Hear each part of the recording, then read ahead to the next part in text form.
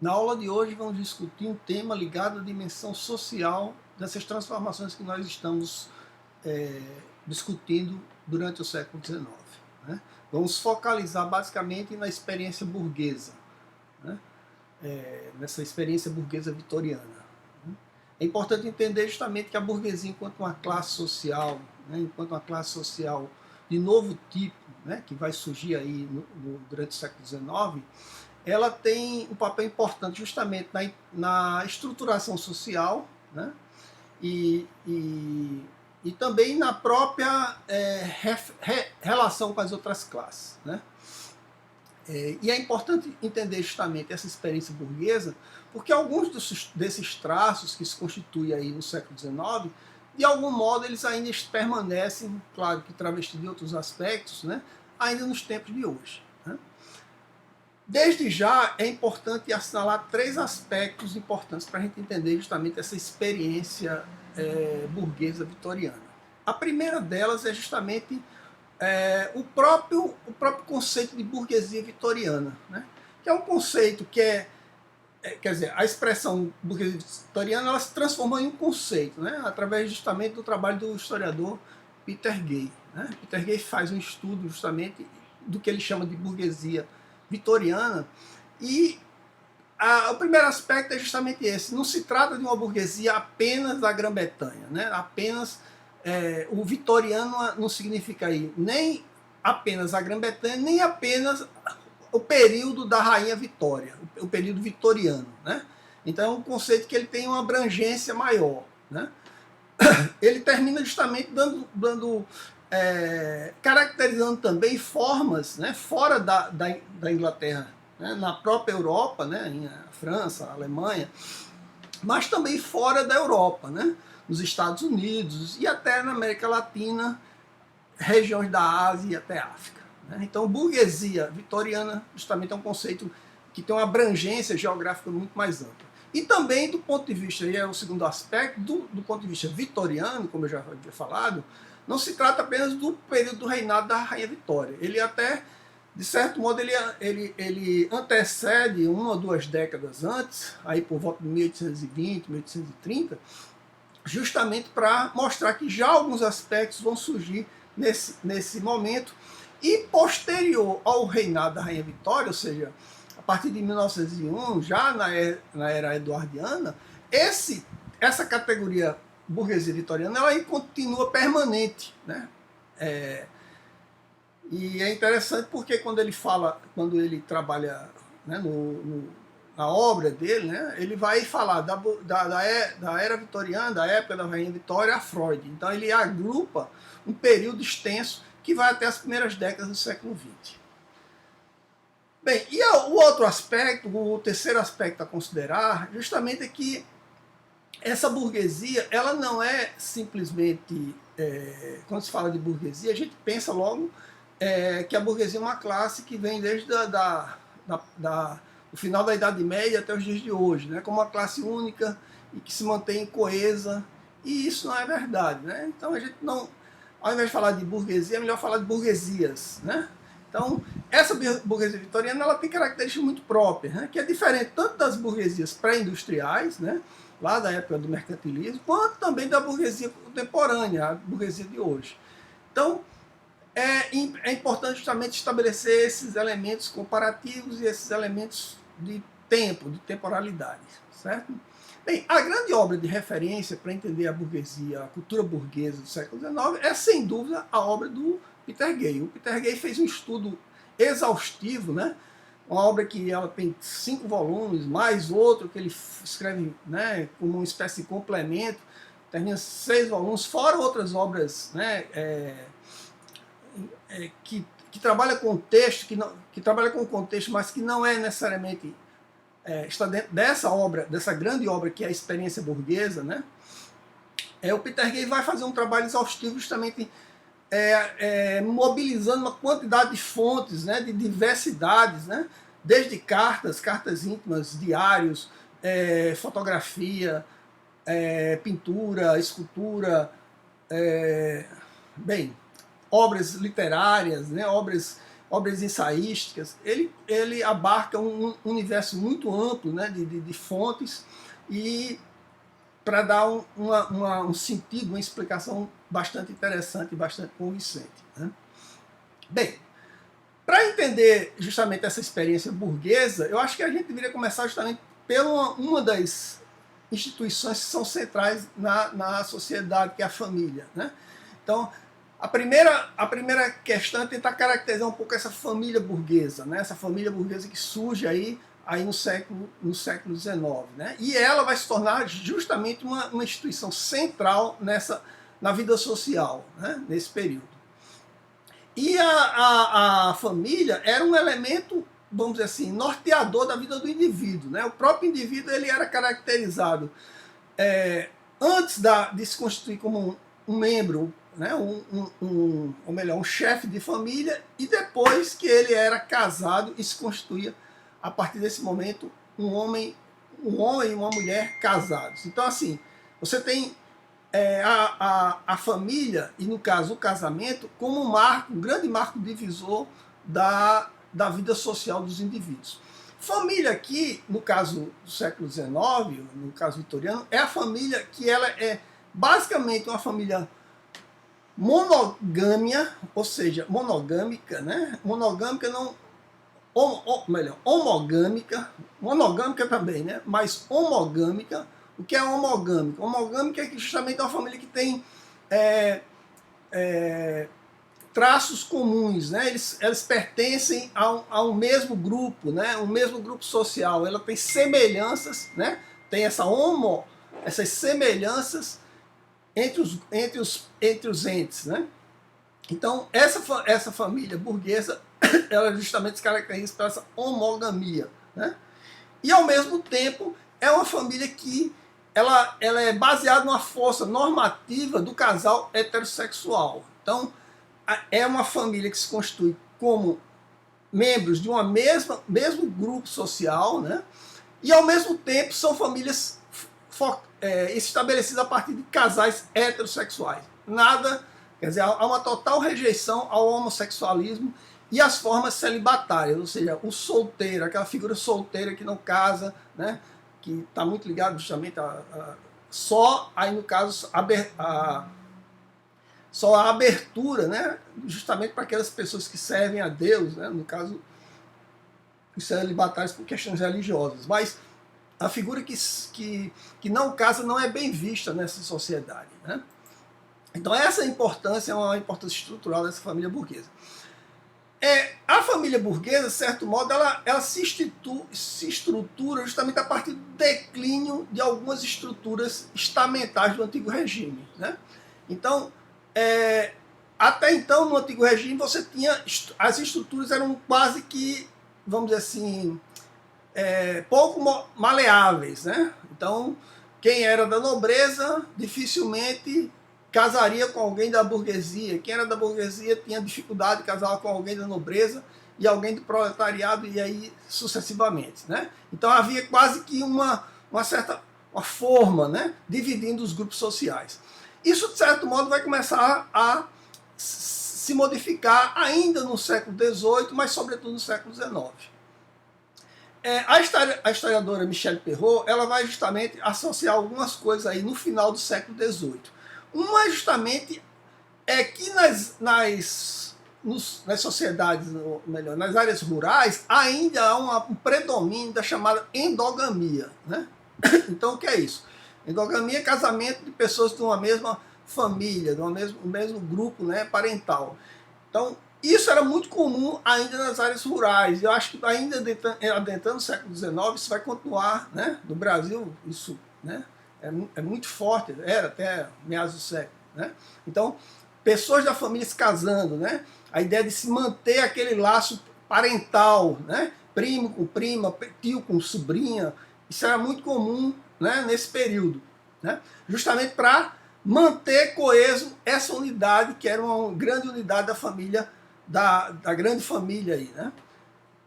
Entretanto, esses elementos eles começam a se diluir, né? E isso vai se verificar mais forte nas cidades. As cidades, elas já apresentam, aí, já no final do século XIX, uma crescente miscigenação, ou seja, grupos diferentes começam justamente a formar famílias, né?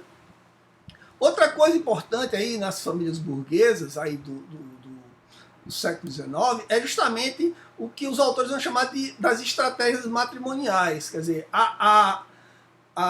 havia uma questão central, né, na própria formação da família, que era justamente constituir estratégias para formar famílias bem estruturadas, famílias que fossem que tivessem laços, né, que não fossem apenas laços afetivos, às vezes esses nem tanto importavam, mas sobretudo laços de maior reciprocidade entre os entes, né? E reciprocidade, às vezes, aí significa também reciprocidades econômicas, né? Então, por exemplo, era muito comum nas classes altas de que as relações familiares, as estratégias familiares, elas tivessem preocupações também empresariais até, né? Então havia casos em que, por exemplo, não só nas classes altas, mas também nas classes médias, o dote da noiva ele já fosse visado para justamente ser mobilizado como um capital para a abertura de uma empresa, por exemplo, né? Então, às vezes justamente se procurava bons dotes, porque isso era um elemento importante nas barganhas, né? E aí no sucesso, né? do empreendimento familiar. Isso não era um caso exclusivo das classes altas e médias, né? Essa questão das estratégias familiares, elas também repercutiam no mundo proletário, né? A própria Michelle Perrault, ela diz o seguinte: os meios operários não fogem à regra desta economia de trocas. Muitos se casam entre si e perante testemunhas do mesmo ofício. Entre operários, o trabalho e a vida privada se imbricam em endogamias técnicas. Então a gente tem uma outra questão aí que justamente é essa chamada endogamias técnicas. Então, casar com meu colega de trabalho, né? Isso era importante justamente para manter um tipo de identidade que era uma identidade que extrapolava justamente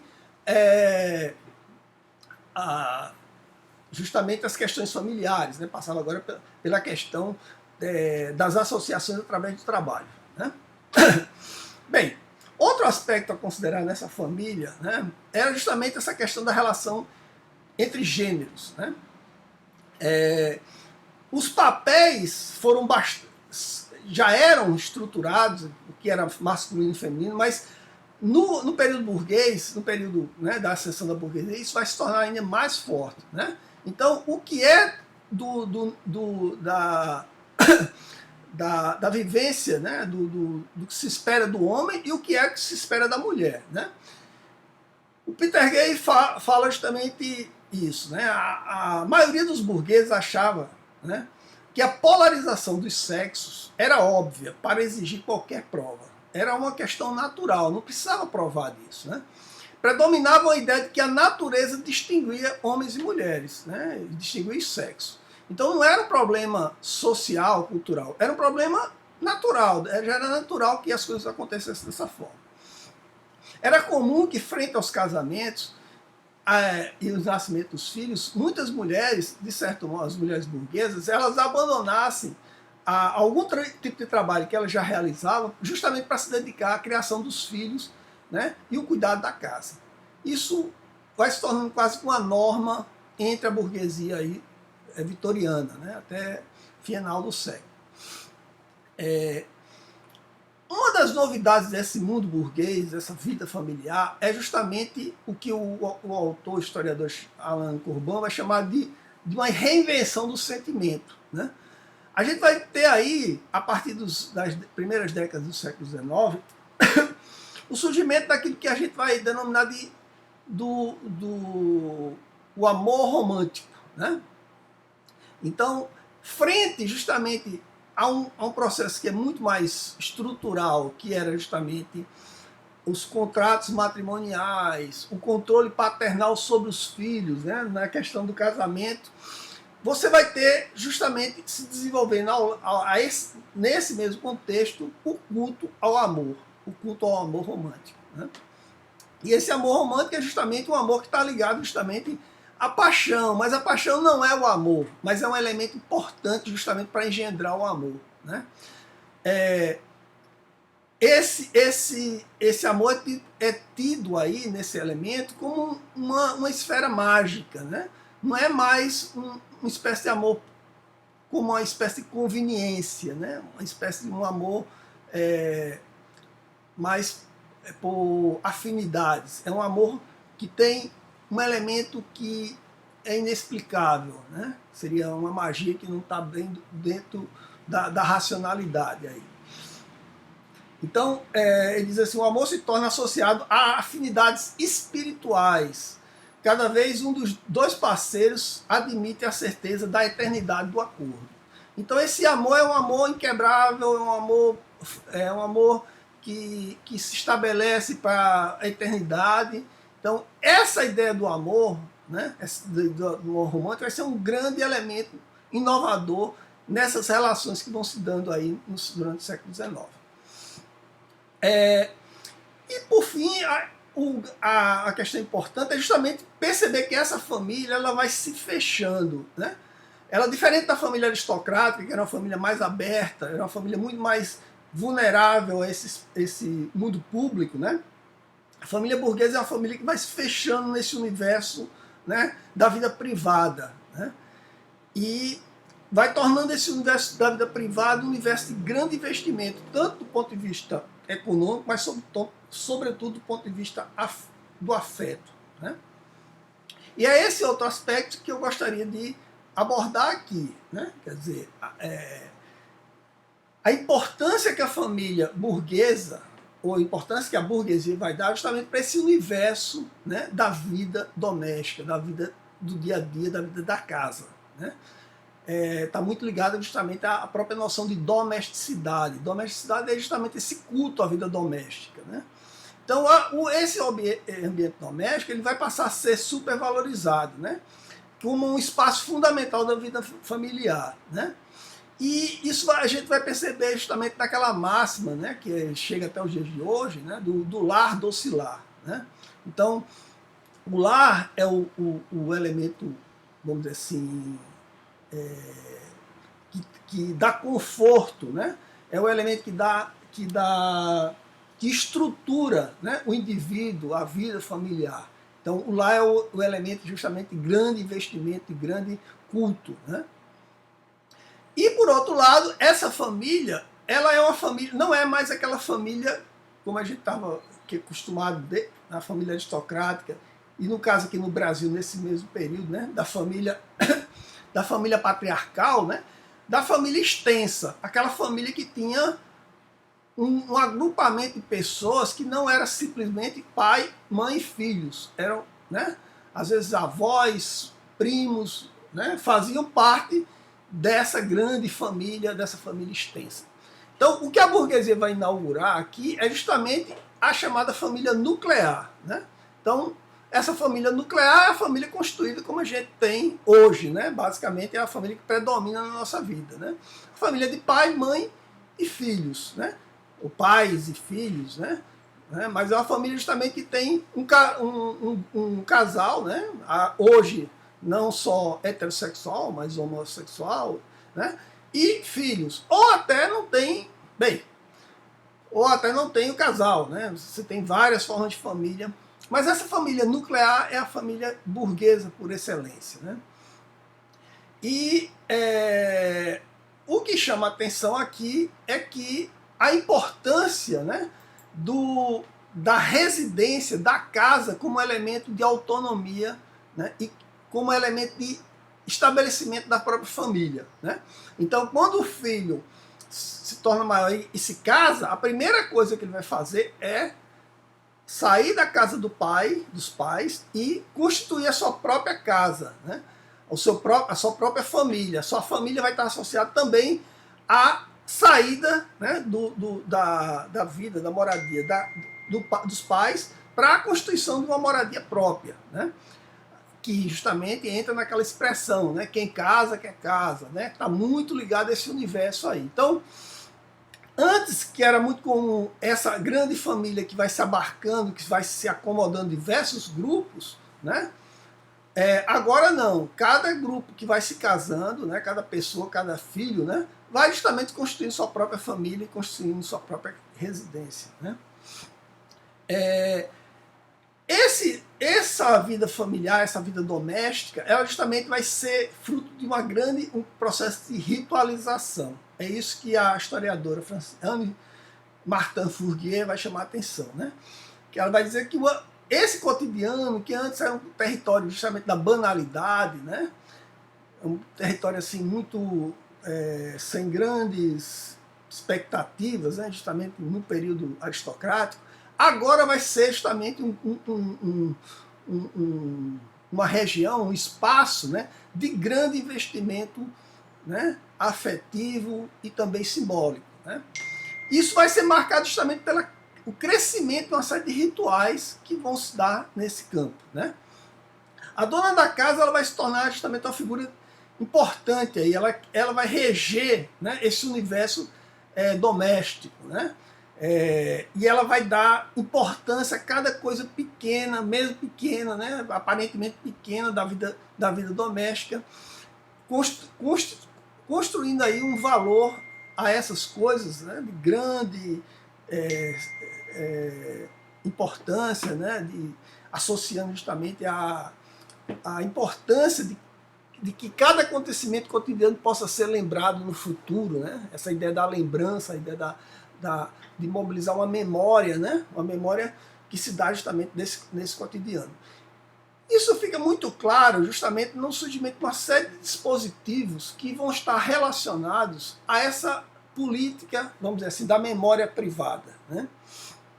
Então a gente vai ter aí uma série de instrumentos, né, uma série de dispositivos que vão ser criados, vão ser recriados e vão ser ressignificados justamente na experiência burguesa. Um desses dispositivos, ou alguns desses dispositivos, por exemplo, os álbuns de fotografia. Né? Então os álbuns de fotografia começam, a própria fotografia, né, começa a ser, a partir da segunda metade do século XIX, né, começa a ser difundida e os álbuns de fotografia começam a ser produzidos. Né? E é justamente um álbum importante para registrar datas marcantes da vida familiar. Né? Então, o próprio casamento já não pode mais passar desapercebido. Né? Ele precisa ser relembrado. Né? Não é um evento que aconteceu, é um evento que pode ser relembrado justamente através da fotografia. O batismo dos filhos também. Né? Então, se registra até cenas triviais do dia a dia. Né? Outro instrumento importante, além dos álbuns, justamente os diários íntimos. Né? Os diários íntimos são peças importantes justamente para o registro pessoal, né? E também familiar. Às vezes a mãe fazia esse registro, mas justamente estendendo a própria família, né? Transformando aqueles eventos do dia a dia em elementos importantes, né? Que devem ser registrados e que devem ser, no futuro, né? Relembrados através da leitura do próprio diário. Né? Bem, nesse processo de ritualização do cotidiano, você tem justamente a importância que é dada à festividade. Né? Alguns eventos eles justamente ganham essa dimensão de eventos que devem ser comemorados, devem ser festejados. Né? Um deles é o próprio casamento. Né? Ele vai ganhar justamente uma dimensão aí, né, de uma festividade. Né? Você tem a festa de casamento, você tem os preparativos, você tem, né, vamos dizer assim, a preocupação com a própria igreja, né, com a ornamentação, sem contar isso para os dias de hoje. Né? Mas isso já começa aí na era vitoriana. O batismo também vai ser outro, vamos dizer assim, outro evento que vai merecer um caráter festivo. Né? Os aniversários que passam a ser comemorados. É interessante perceber que até então os aniversários, basicamente só se falar de aniversários, os aniversários dos nobres, né, do rei e tal. Agora, o homem comum, no caso o burguês, ele pode também comemorar seu próprio aniversário, promoções. E uma das festas mais significativas do mundo vitoriano, que vai surgir justamente nesse contexto, numa festa que é eminentemente, vamos dizer assim, familiar, é o Natal. Né? Então o Natal vai começar a ser, né, um período, né, uma data, né, de grande investimento, né? Aí é a questão da reunir a família, a presentear. É uma festa também eminentemente para criança, né? Então tem toda essa questão né, da importância da infância nesse contexto. E, de certo modo, ela vai ser bastante registrada, sobretudo na obra do Charles Dickens, né? Contos de Natal e outras obras. Bem, além desses rituais que marcam a vida do indivíduo, um dos rituais mais estruturantes do século XIX é justamente a morte, né? O ritual ligado à morte. Né? A morte vai ser também um momento, né, de, vamos dizer assim, de grande mobilização sentimental. Né? Então a morte justamente vai desenvolver toda uma carga sentimental, né, de demonstração, né, do sofrimento, né, o recolhimento, o luto. Isso vai se tornar muito forte no período vitoriano. Né? A gente vai perceber, por exemplo, a própria morte das crianças, as mortes que davam com crianças ou na primeira infância, que durante muito tempo era um pouco, vamos dizer assim, menosprezado, né? Era quase que naturalizado quando a criança morria muito cedo, recém-nascido, né? Às vezes, né, antes do século XVII, nem sepultura tinha, né? Agora não, agora essa morte da criança causa grande constrangimento, uma grande profunda, né? Causa profunda dor nos pais, né? E nos pais e na família como um todo. Né? Então a morte da criança já não é mais naturalizada. Né? Mas assim, a morte que vai marcar mais o período vitoriano, segundo a Michel Perrault, é justamente a morte do pai. Né? O pai, quando morre, tem uma carga, né, emocional e social muito maior. Né? Justamente porque o pai é ainda a figura que estrutura essa família burguesa vitoriana. Né? Então, as cenas, os ritos ligados à morte do pai são muito mais grandiosos, né? Tem mais cargas de tensões e de significados do que dos outros entes da família. Né? A própria mãe, por exemplo, quando morre, sempre a cerimônia ela é mais discreta. Né? Não se está em jogo, por exemplo, a própria família. O pai pode casar novamente, constituir e reorganizar a própria família. Já a mãe não. Né? O pai é que justamente tem um domínio sobre os rendimentos, sobre a riqueza. Né? Quando o pai morre, né, praticamente a família se desfaz. Né? E então é um outro elemento aí que ganha força.